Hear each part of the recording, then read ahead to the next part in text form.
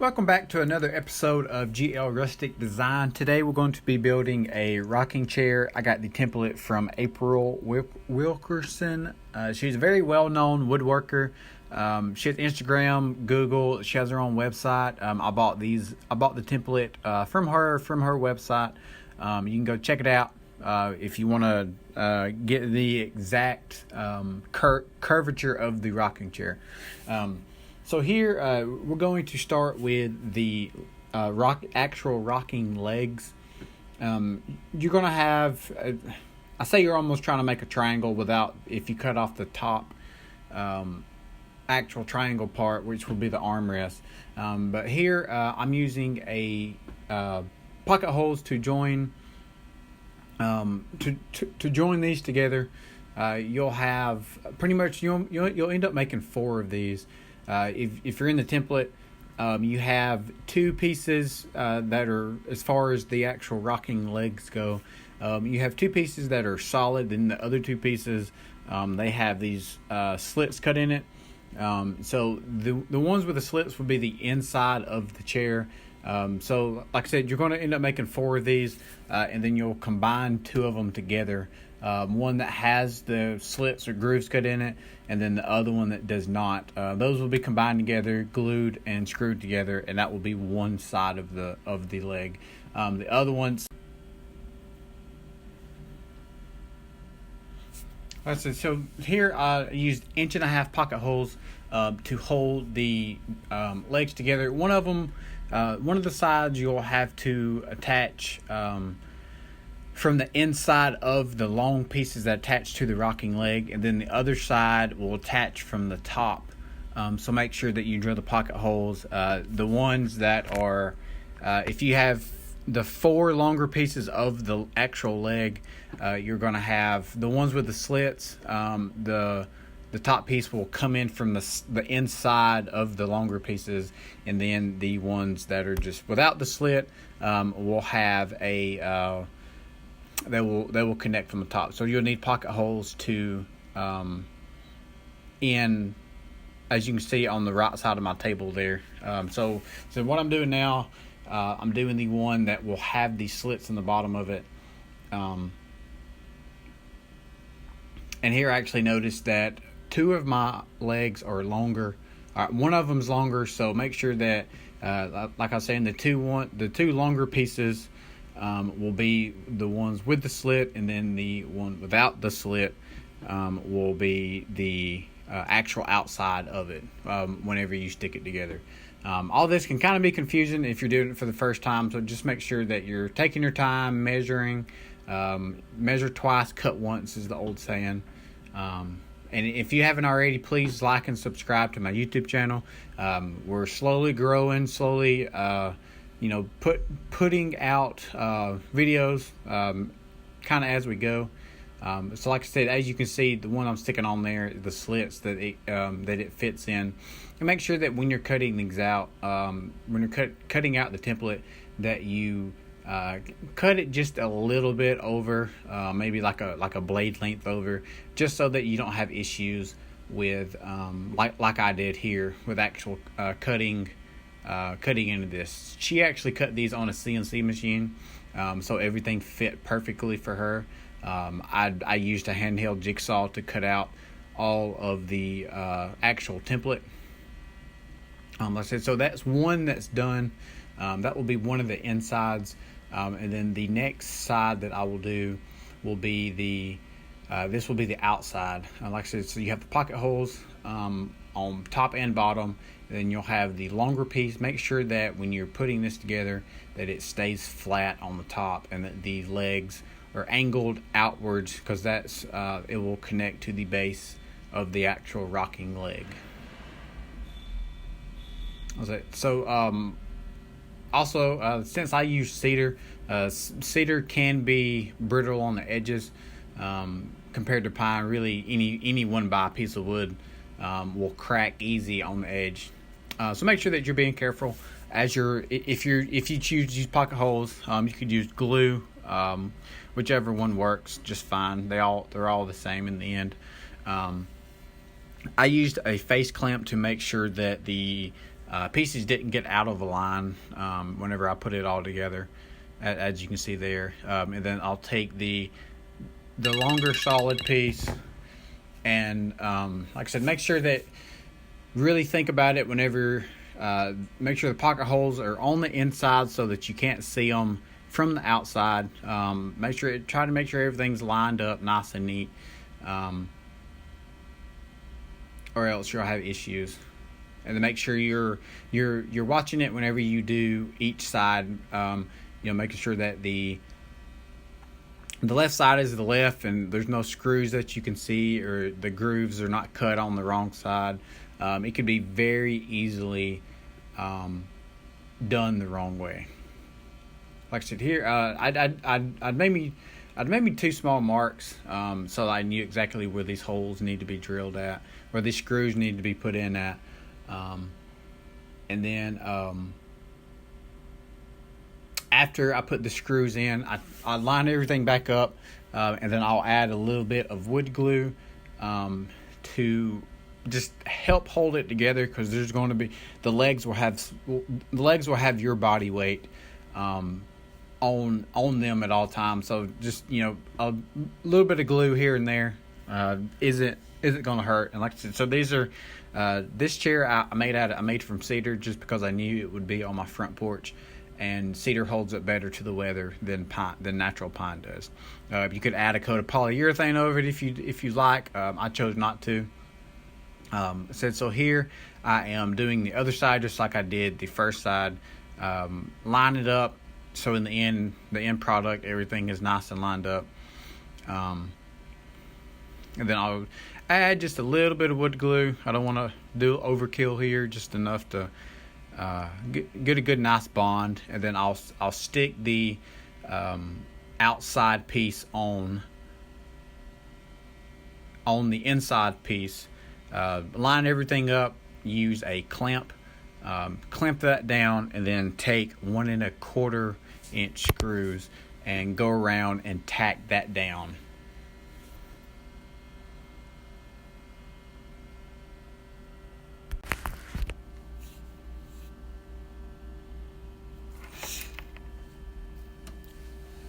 So here you're going to be starting the top. So making sure that the longer piece would need to be on the outside, along with just a starter hole. I used just a regular drill bit here, and then a little bit of Top Bond wood glue to make sure that this holds together, since this will be a pressure point. And then I just added two screws, and that will be one side, and then you'll do the same thing with the other side, making sure that you have the curved side to the inside, so that when you put the lats, you'll have room to put those instead of doing it backwards and have to go back and change it.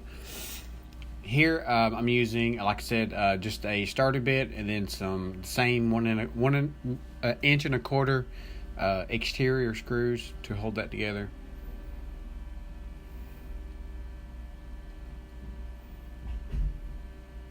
So here, as you can see, how I had that positioned. So making sure that the piece that's going to be on the top needs to go to the inside of the actual seat. And then here, thinking within the plans, I cut these at 19 1/4. Make sure that on here, I had ran mine about 3/4 of an inch over. And then I never took into the fact of the actual rocking part of the rocking chair, and the armrest needs to mount to the side of the top portion. So you'll have to make these flush to where I done to make sure it's 3/4 over. I'd make those flush instead of making them have a hangover, you'll see me go back later in the video and use my jigsaw to cut off the pieces that were hanging over where the rocking legs go on. I said, so here I cut those at 19 and a half wide. If I had to redo this over, I would most definitely cut those probably 22 inches wide, maybe even 23, just to have a little bit more room. I said I'm a pretty narrow. I'm a tall but narrow guy, but it was even a tight squeeze for me. So I'd most definitely recommend making those a little bit larger compared to what the plans were. So here, just make sure that had stayed over. I use a countersink bit along with my drill to make sure that I don't split the edges.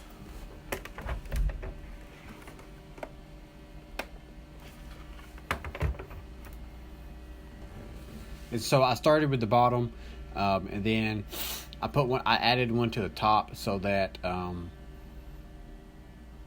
I wouldn't get off anywhere, so that I could just go straight through. Then I also cut me a piece that was 3/8 inch long, so that I didn't have to measure between each slat. So I went over to the table saw, cut me a piece that was 3/8 inch long, so I could use that as a spacer to go between all the boards as I went along the curvature of the seat and then up the back.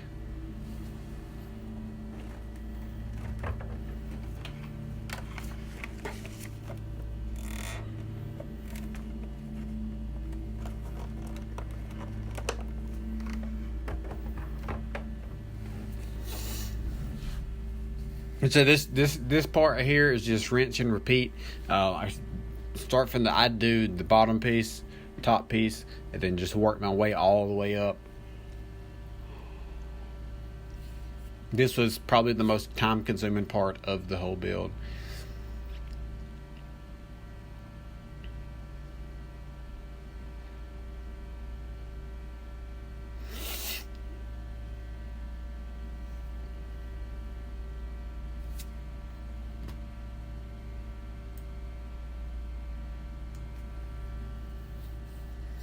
And so also I was working on a actual swing made from the same cedar.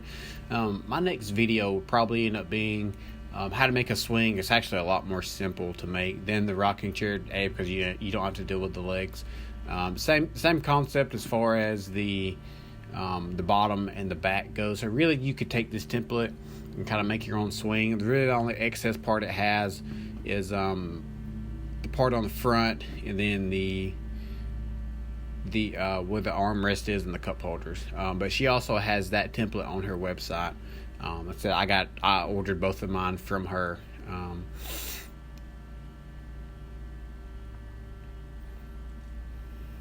said same thing here. These two, like I was saying before, you can see I added the overhang on each side, which if I did it over again, I would at least leave the ones of where the actual rocking leg connects to.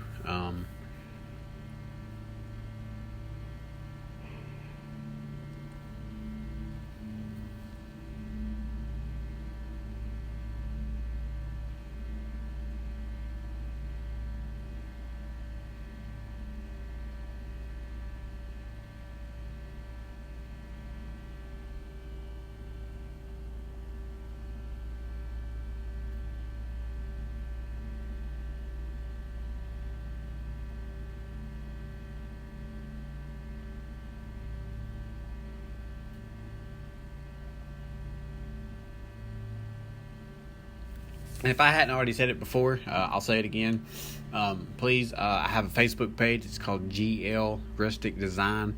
You can go like it. You can check out some of the things I've done.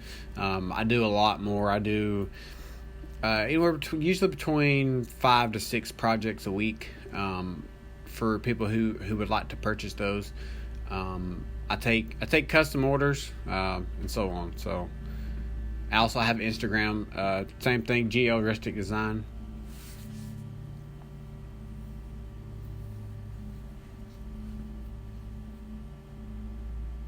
So here I found it. I thought it would be easier to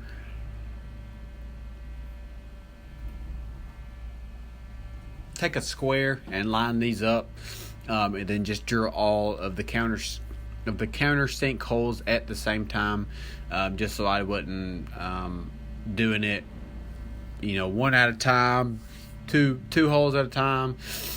I was trying to cut down on. I was trying to limit that, but and so the back, you don't have to. You really don't have to worry about it hanging over or it not hanging over. So I was trying to make all mine the same. So I had used, I have hangover.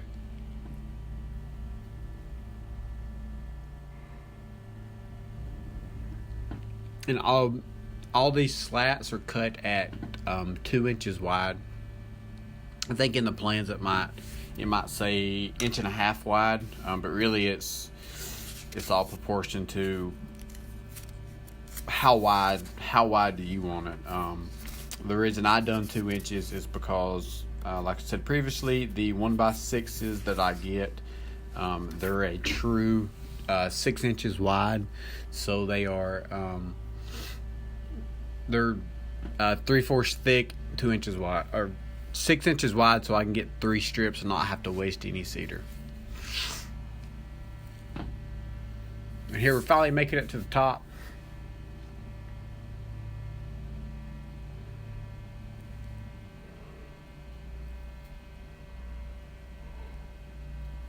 So here just for this was not in the plans. This is something I decided to do extra, just for my own satisfaction. I decided I would take some 1.5 inch pocket holes and cut me a few pieces to go underneath the bottom of it, just to give it a little bit of extra support. I don't think you can ever have enough support. I also do this with my swings. I'd really hate for one of my kids to hop in the chair and all of a sudden it just collapses, So I like to. This was not in the plans, but this is something I added to the top and the bottom.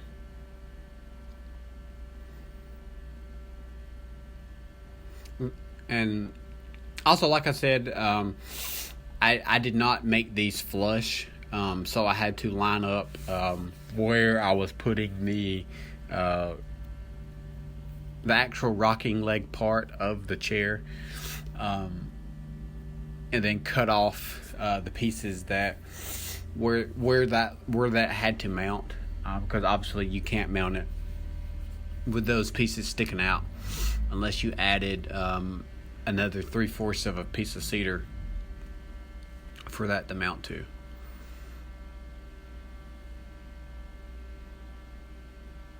I think it was third and fourth one, and then 2 on the back. But I said I would make these flush if I had, when I make another one.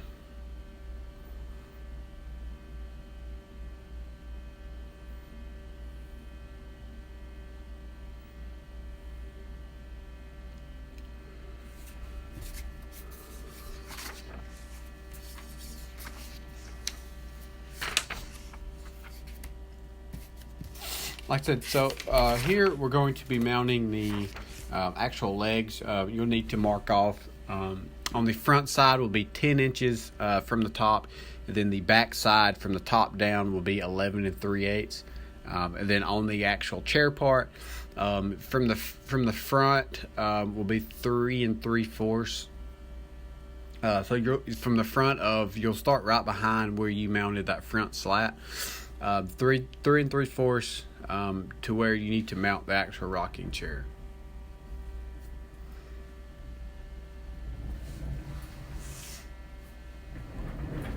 And then these will have carriage bolts in them. So what I do is I'll clamp those down, drill me a hole that's big enough for the bolt to go through. I think it was a 1/4 inch bolt, and then you'll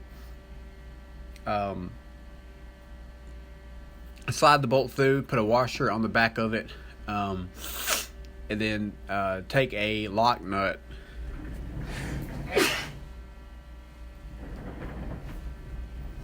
take a lock nut and tighten both of those down. So this will be your main pressure point of the chair.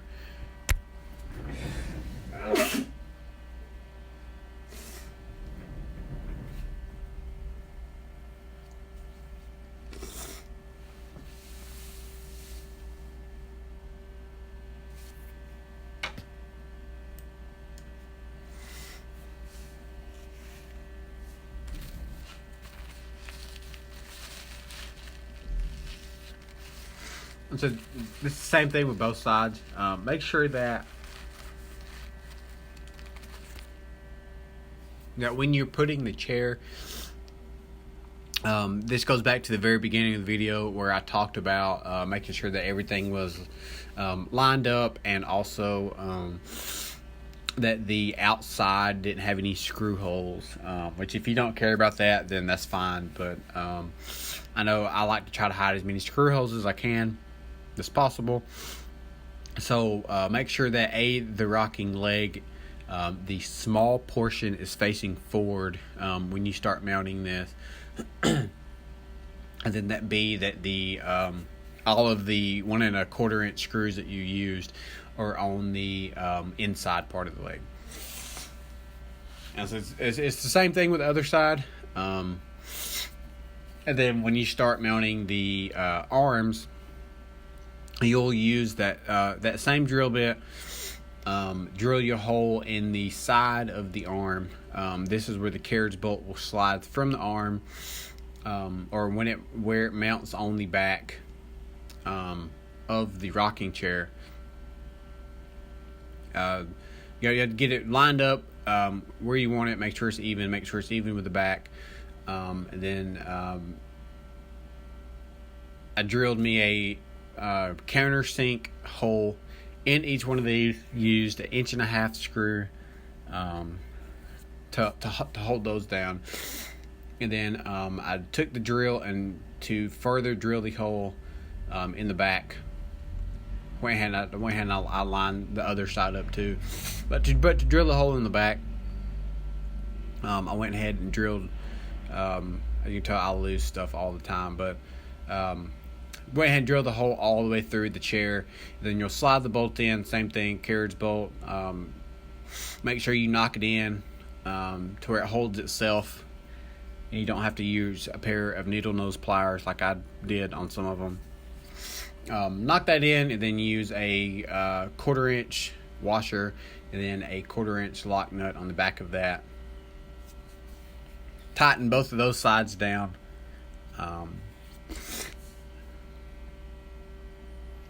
And then your rocking chair is complete.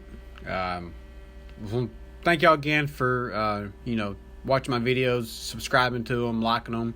I'm slowly getting better at this. The whole videoing thing. Maybe when I get my new shop built, we can get some better quality videos, get all these tools moved out and into my new shop. So I just want to thank you again for all the support. If you have any questions, please feel free to comment, send me an inbox message. I'll gladly answer any tool question that you might have, which tools I prefer, which tools I don't prefer, and so on. I think at the end I even test my rocking chair out. But thank y'all.